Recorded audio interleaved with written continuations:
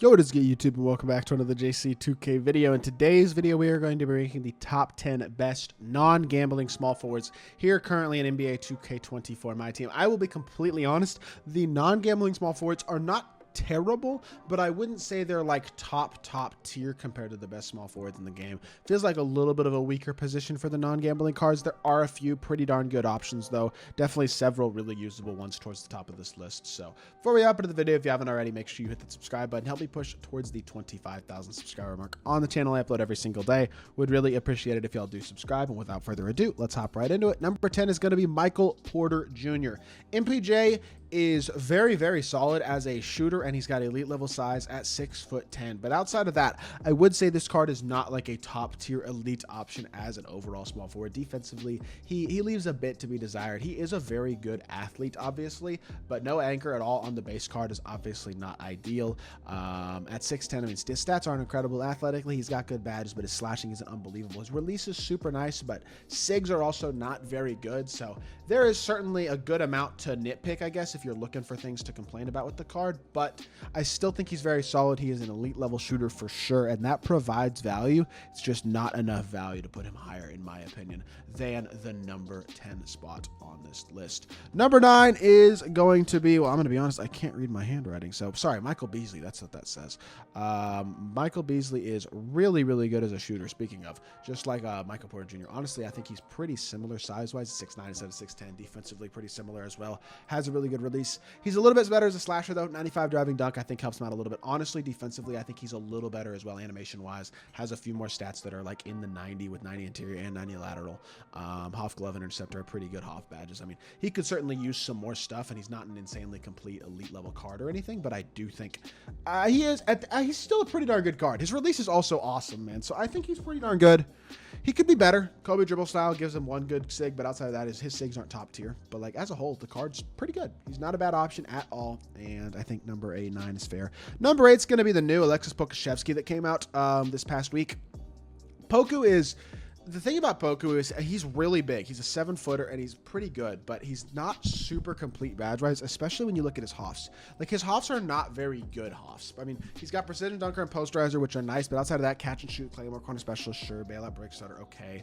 And then defensively, like chase down pogo, stick rebound chaser. It's just not amazing Hoffs. You know what I mean? He's got good golds, but doesn't have movable enforcer at all. The strength rating is kind of low. There are things to nitpick. At the same time, he is a legit 7-footer with a really good release, and that does provide serious value for the card. I think he is legitimately a super solid option because of how good his release is. Pretty decent SIGs as well. CP dribble styles, good push cross, and Kobe's escape is also nice. Got a good drag back. Like, he's actually a pretty darn good card. He does a lot of things well. I just think his badges could certainly be better, and that's the thing that leaves him lower on this list, to me at least. So just my opinion, obviously, but I think it's pretty fair to put him in the number 8 spot. Number 7 is going to be Braun. The obviously Domination Braun is who I am talking about, because the other Braun is not gambling. It's definitely a gambling only card, but this Braun, the reason he's this high is basically because he's Braun. Because in terms of his stats and badges, like, they're good, but they're not unbelievably great. His stats are really good. His badges could be a little bit better. They leave a little bit to be desired compared to his other opal for sure, at least. But he is a very good defender. He's got gold movable enforcer, gold anchor, a bunch of Hoff badges, versatile defender, super athletic, amazing animations. I mean, it's LeBron James. He always has incredible dunk animations. We know that. He's going to be a stud. I have no doubt about that. I mean, not going to be a stud. He is a stud. He's been a stud. He's got Pro 2 fade. Release on normal, though, in his own SIGs, I mean, that is something that you don't love. It's the only Galaxy Opal in the game with his release on normal, which is annoying because he was a free card. It's just, it's frustrating, honestly, because he certainly could be better. But I do think it is fair to put him at number 7. He's still very solid. Number 6 is going to be Rodman. Rodman is great, and if he had an elite release, he'd be like top 3 on this list because he's an amazing defender who's got pretty good size despite only being 6'7" because of the 7'3" wingspan. Slashers at a high level and is super duper athletic with good speed and obviously incredible defense. Every single defensive badge in the game on Hall of Fame.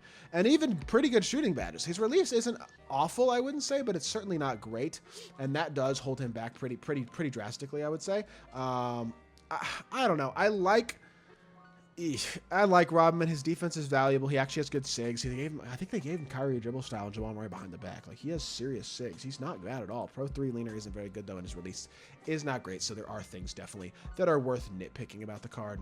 I just don't think he's amazing. He's not bad, but he's not amazing, and I think there are some guys better. Number 5 is going to be James Worthy. James Worthy is pretty similar, honestly, to Rodman defensively. Another pretty big, versatile, bulky defensive small forward, but has a better release than Rodman does. Rodman has better SIGs. Worthy has the better release. I give the slight edge to the release, especially because Worthy is 2 inches taller, and that does certainly, certainly doesn't hurt that he's a couple inches taller. It may not be a massive, massive deal, especially with how good Rodman is defensively and him having a very solid player build and stuff, but it doesn't hurt.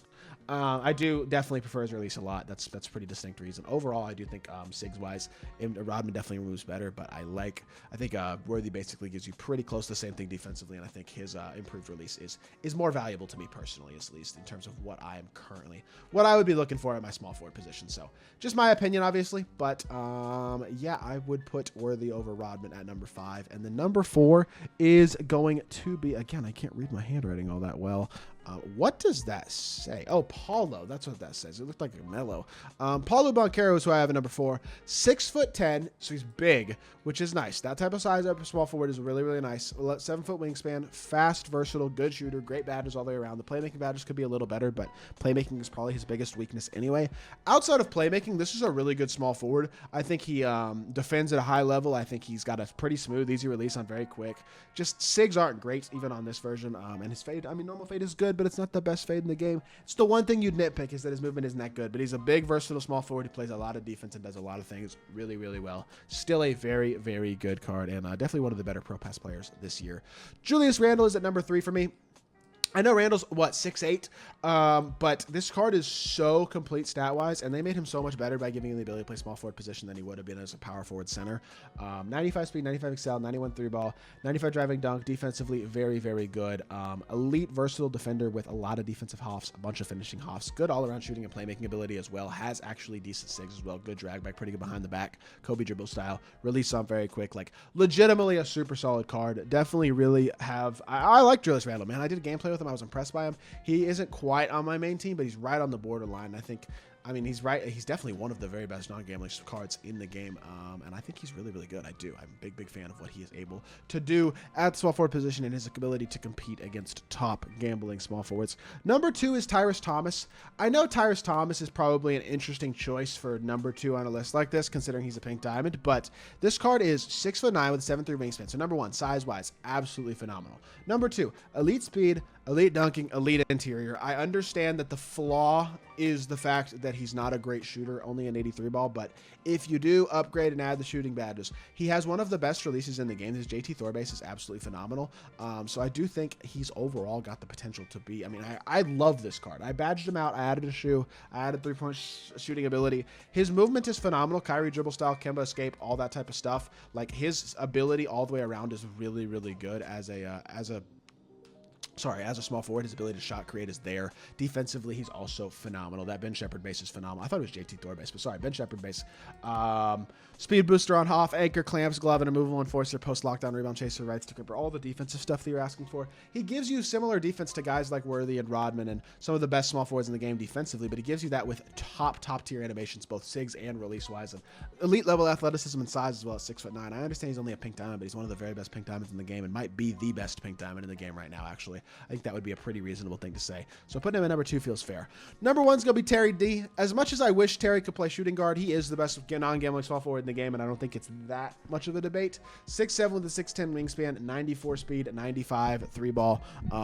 Just overall, really, really good card. He is elite level shooter with a great release. Honestly, pretty good SIGs, nice fade. Amazing all-around stats and badges. Very complete, very good. Golden Movable Enforcer will 100% get the job done. That's good enough for sure. I just think really, really good all-around card and does a ton of things super duper well at the small forward position. If he could play shooting guard, he'd be better, yes, but he's already phenomenal at small forward. SIGs are pretty good. Release is amazing. Overall, really, really solid card, and I think he's probably the best non-gambling small forward that you can get right now in my team. Unfortunately, like I said, the non-gambling small forwards are a little bit of a weaker spot compared to the gambling small forwards, and so hopefully we can maybe see another couple of good free small forwards as this season progresses, but with a Dark Matter mode reward each week and a Dark Matter reward from Bold each week, as well as a couple of free opals, definitely some good potential to get some more really solid options at these positions that are a little weaker of non-gambling cards throughout this season. So that is going to do it for this video. I hope y'all did enjoy. If you did, make sure you hit that like button, leave a comment, and subscribe. I'll be back with more 2K content very, very soon, and I appreciate y'all. Peace.